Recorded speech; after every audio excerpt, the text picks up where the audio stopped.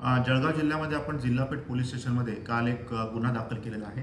तो आपण banning of unregulated deposit scheme 2019चा हा केंद्र शासनाचा ॲक्ट आहे. यानुसार हा आपण पहिल्यांदा गुन्हा दाखल केलेला आहे. एक कंपनी आहे, त्याचं नाव आहे TWJ, म्हणजे ट्रेड विथ जॅझ अशी एक कंपनी आहे.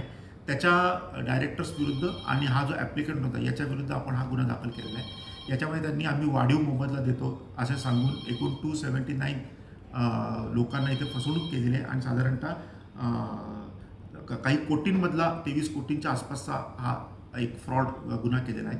याच्यामध्ये मुख्य जे 3 आरोपी आहेत त्यांच्याविरुद्ध 6 ठिकाणी ऑलरेडी महाराष्ट्रामध्ये गुन्हे दाखल आहेत आणि सध्या नागपूर शहरमध्ये यांची कस्टडी आहे. त्यांना देखील आम्ही टेकओव्हर करणार आहोत आणि एका आरोपीला आम्ही काल मिलिंद पाटील याला आम्ही काल अटक केलेली आहे. सर, या प्रकरणामध्ये आणखी काही आरोपींची संख्या वाढू शकते, अपहाराची रक्कम वाढू शकते? सध्या तरी याच्यामध्ये 279 डिफॉल्टर्स आमच्याकडे आलेले आहेत. अजून जर आले तर निश्चित ते वाढेल आणि मी आधी सांगितल्याप्रमाणे 3 जे त्याच्यामध्ये डायरेक्टर आहेत ते ऑलरेडी नागपूर पोलिसाच्या ताब्यात आहेत. त्यांना आम्ही टेकओव्हर करू. सर, काय आवाहन कराल ज्यांची फसवणूक झाली त्यांना?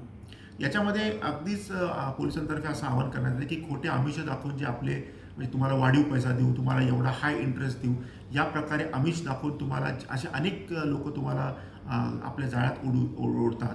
त्याच्यामुळे सगळ्या नागरिकांनी आपण अतिशय सावधतेने इथे वागणं अत्यंत आवश्यक आहे, जेणेकरून आपला जो पैसा आहे तो सुरक्षित राहील. यात फसवणूक झालेले अनेक तक्रारदार समोर आले सर आहे अजून. आम्ही असं आवाहन करत आहे की आपल्याकडे जर काय फसवणूक झाली तर आपण TWJच्या विरोधामध्ये आपल्याकडे कंप्लेंट देऊ शकता.